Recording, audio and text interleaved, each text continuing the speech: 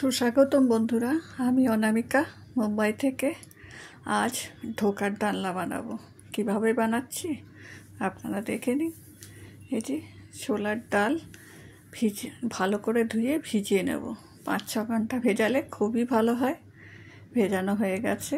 5-6 ঘন্টা পর এটা মিক্সচারে দিয়ে দেবো। মিক্সচারে ভালো করে পেস্ট করতে হবে, তবে একটু দানা দানা হলে খুবই ভালো হয়। এই দেখুন কি সুন্দর পেস্ট হয়ে গেছে, তবে বেশি জল জল যেন না থাকে। একটু নুন একটু হলুদ দিয়ে ভালো করে মেখে নেব। একটা ট্রেতে সর্ষের তেল লাগিয়ে চারিদিকে মাখিয়ে দেব। এবার এই পেস্টটা ভালো করে মেখে ওই ট্রেটার মধ্যে দিয়ে দেবো।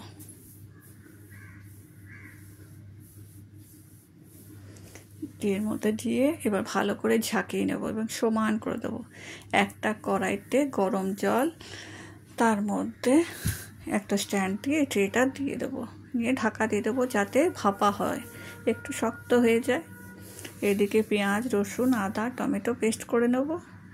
ভাপাটা হয়ে গেলে এই ডালের এই টুকরোগুলো ভালো করে কেটে নেব। আপনাদের মর্জি, চৌকো কাটতে পারেন, আবার আমার মতন বরফির মতনও কাটতে পারেন।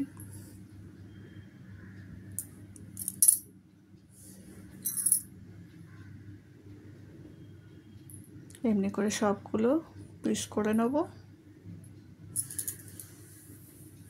এই দেখুন কি সুন্দর হয়েছে।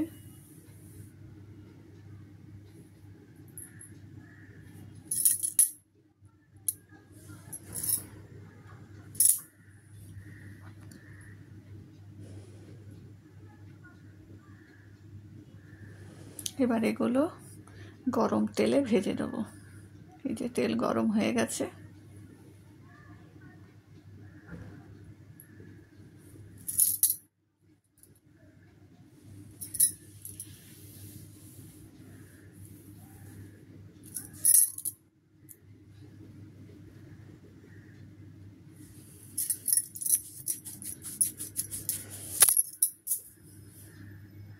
এই ধোকার ডালনাটা আমার মা খুব সুন্দর বানাতো, আমার খুব ভালো লাগতো।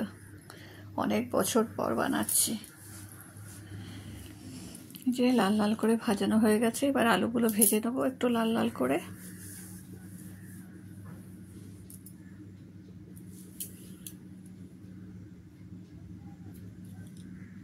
এবার তেজপাতা দারচিনি ছোট এলাচ বড় এলাচ লবঙ্গ গোলমরিচ দিয়ে ফোড়ন দিয়ে দেবো।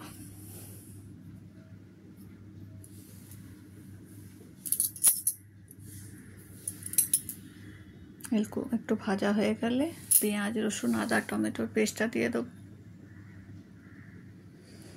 এবার এই পেস্টটা ভালো করে ভাজা হয়ে গেলে তার মধ্যে স্বাদ মতো নুন একটু চিনি হলুদ জিরে গুঁড়ো ধনে গুঁড়ো লঙ্কা গুঁড়ো আর আমার স্পেশাল মশলা, যার মধ্যে তেজপাতার থেকে মৌরি জোয়ান সব কিছু দেওয়া আছে, সেটা দিয়ে ভেজে নেব।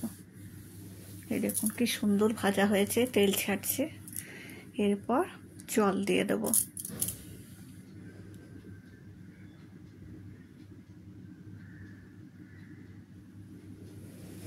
এবার আলুগুলো দিয়ে দেবো, ভাজা আলুগুলো, যাতে একটু আলুগুলো সেদ্ধ হয়ে যায়। আপনারা আলু নাও দিতে পারেন।